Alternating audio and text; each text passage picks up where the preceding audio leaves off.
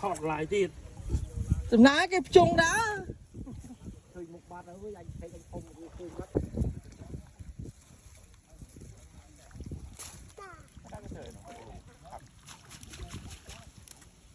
ตามจริงนับดูฝืนคงครับ ปล่อยมาโยตะเถิดมา ดึงเจ็บลงมาป่าไว้